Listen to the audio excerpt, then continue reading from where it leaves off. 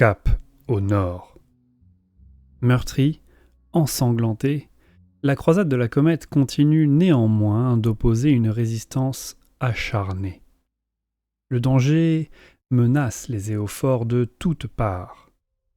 Seul un lien puissant avec la nature leur permettra d'avancer centimètre par centimètre. Le sentiment de triomphe que la croisade de la comète avait éprouvé après avoir survécu à la dévastation de Cranios se réduisait à peau de chagrin. Le moral du grand Host, qui avait marché depuis Amerolgira, était au plus bas. Chaque échelon avait vu des hommes et des femmes se faire piétiner, dévorer, empoisonnés par les lances des Orougs des marais ou décimés par les nombreuses maladies du royaume de Jade. Au moins, les réserves des éophores étaient intactes. Un miracle qu'ils devaient au talent des Guiranites pour le travail de terrain et de furetage, mais aussi aux Sylvanettes qui les avaient accompagnés depuis leur départ de Fort Gardus. Ce qui avait débuté sous la forme d'une alliance précaire entre des mortels et des esprits de la forêt s'était mu en véritable partenariat, nourri par leur tribulation commune et leur haine de l'ennemi. Mais aujourd'hui, il ne fallait plus compter sur les elfes. Parti rallié à la chasse de Beltanos, le héros de Kurnos, alors qu'il cherchait à purger Guiran de ses agresseurs. Les Sylvanettes ne furent pas les seuls à déserter.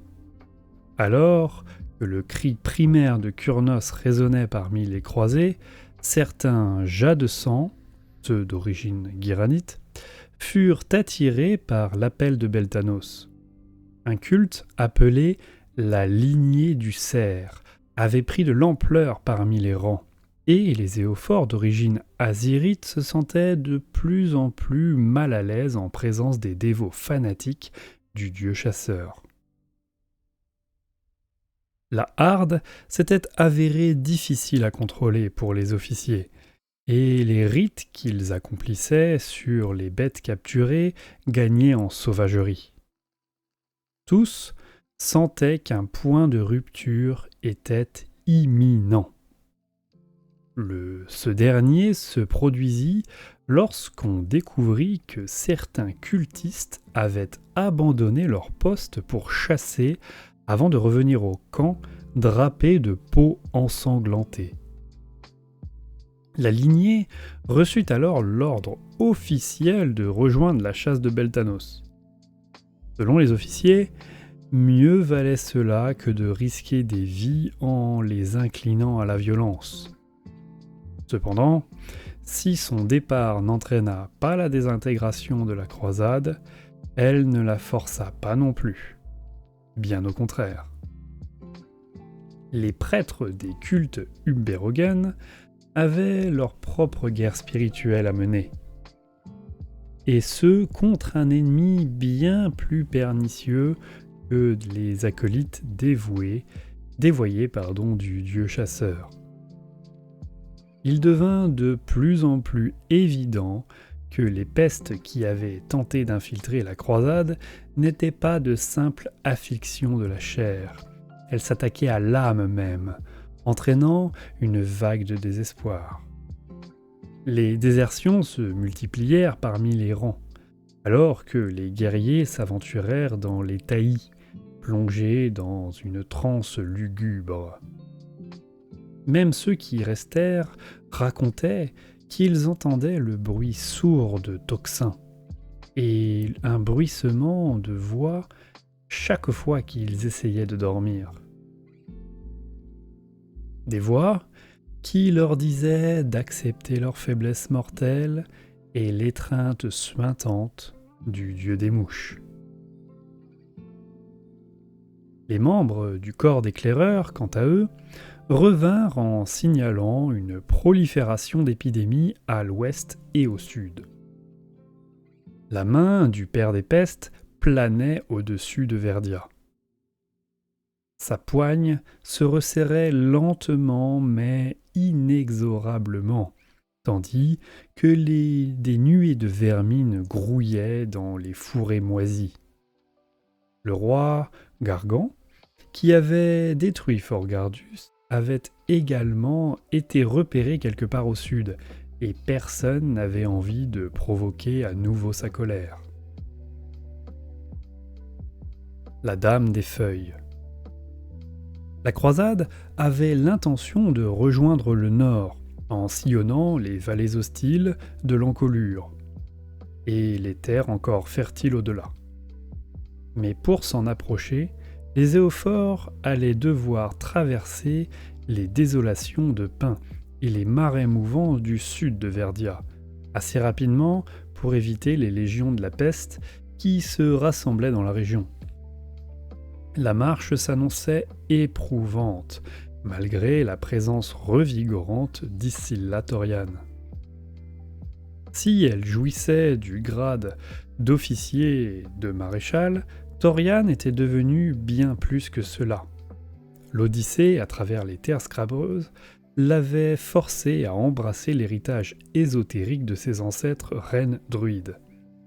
La Dame des Feuilles, comme elle fut surnommée, employait désormais ses talents magiques à l'avant de la colonne, gelant temporairement les bourbiers pour permettre aux trains d'artillerie de traverser par exemple, ou apaisant les scarabées titanesques qui s'agitaient sous les branchages menaçants. Comme on remet en mouvement un muscle atrophié, exercer ce pouvoir s'avérait épuisant et toujours plus exigeant. Dans ces moments d'intimité, la maréchale se demandait même si elle saisissait toute l'ampleur du prix à payer. Depuis qu'elle avait puisé au tréfonds de son héritage pour triompher d'un seigneur chaman ogre, elle éprouvait de curieuses sensations, comme si des lianes épineuses frémissaient sous sa peau. Mais Toriane était aussi robuste qu'un chêne ancien, et bien décidée à mener ses ouailles en dépit des doutes qui la rongeaient. C'était cette détermination de fer qui poussait ses soldats à se dépasser, et à repousser la brume de désespoir. Armés d'une telle bravoure et malgré leur épuisement à la fois physique et mental, les éophores progressèrent vers le nord. Mais au fil des jours, chaque pas demandait un effort toujours plus important, et de nouvelles âmes fuyaient à la recherche de glas réconfortants. Cependant, lorsque la croisade atteignit enfin les vallées de l'encolure au petit matin, ce ne fut pas la fatigue qui les arrêta, mais un mur bâti à partir des morts. L'Empire Ossiarque avait établi sa présence dans l'éternel renouveau. Depuis la chute de Fort Gardus, une force de chevaliers sanctifiés accompagnait les croisés. On aurait pu s'attendre à ce que ces éternels de l'orage zélotes réprouvent la réticence de Toriane à assaillir les Ossiarques. Mais ce serait mal saisir leur nature. Inspirés par les enseignements humanitaires de Gardus, âme d'acier, les éternels de l'orage reconnurent que la croisade de la comète visait à allumer une lueur d'espoir dans le cœur des mortels, et devait être gagnée par des moyens mortels. Ils offriraient leur aide chaque fois que nécessaire, mais agiraient comme des bergers, plutôt que comme des seigneurs.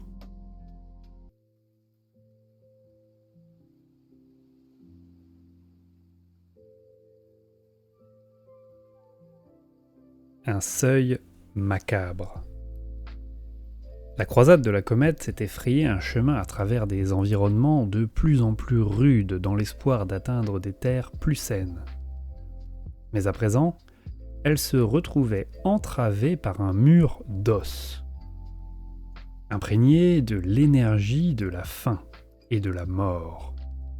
La contourner n'était pas une option. Le rempart barrait la vallée entière. En vérité, il s'étirait de la lisière nord de l'encolure au golfe des Sorcières.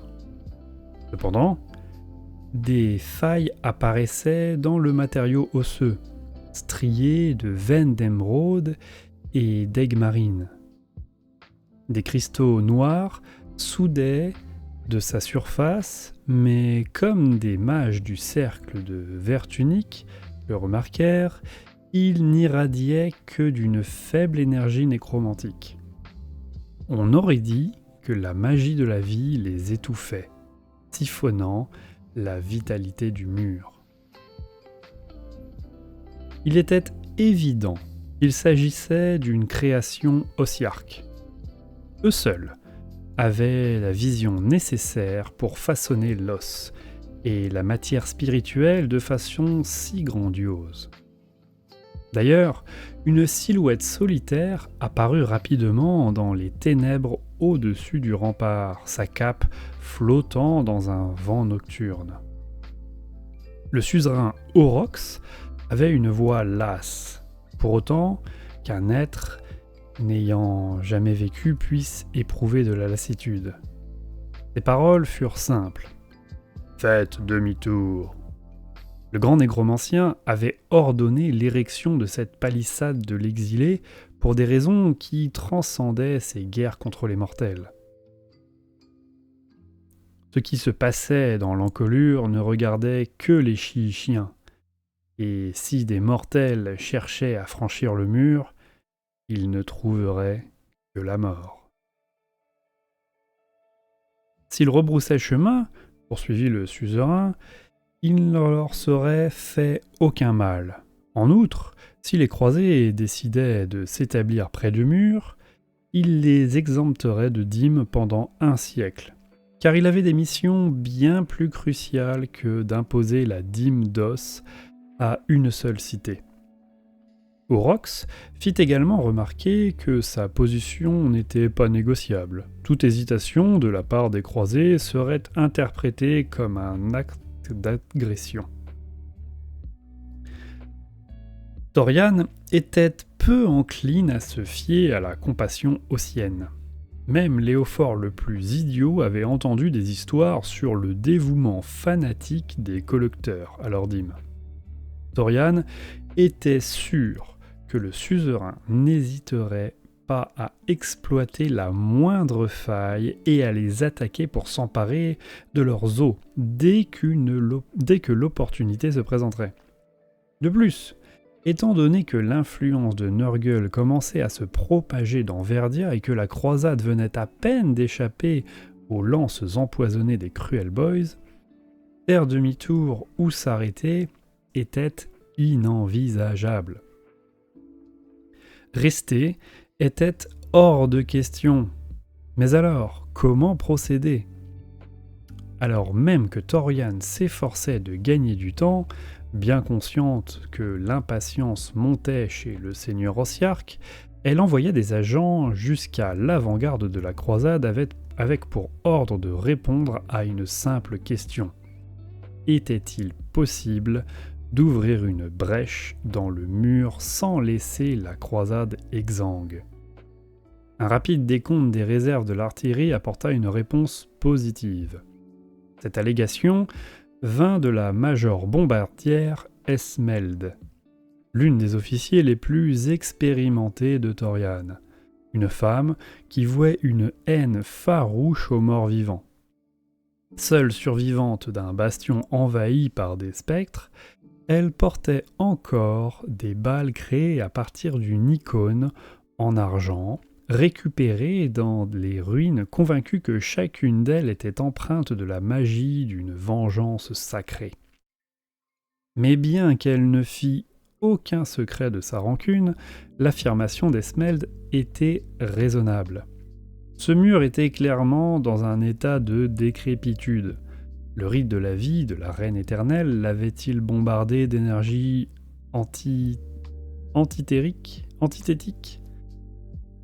À moins qu'une autre force œuvrât contre lui. Quoi qu'il en soit, Les croisés ne pouvaient pas se permettre d'être intimidés à un moment aussi critique.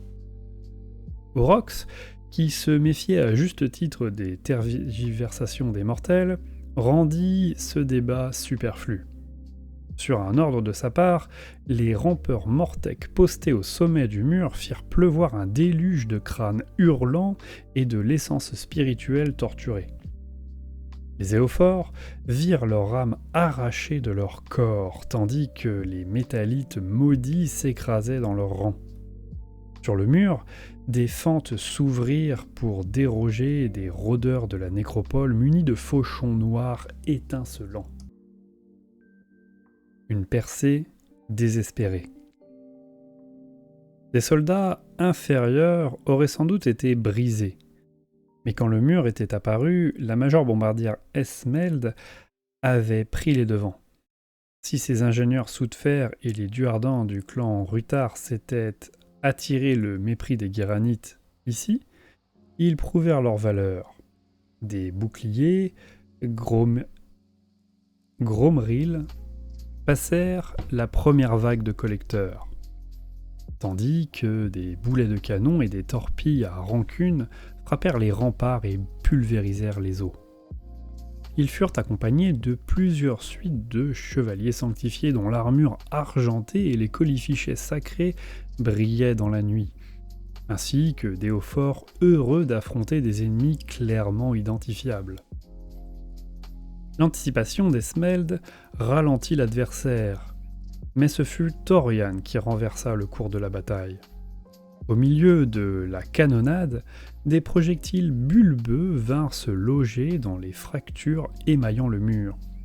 Lorsque la maréchale entonna un chant ésotérique, leurs pouvoirs se manifestèrent, leurs coques se brisant pour libérer des vrilles qui s'agitaient en tous sens.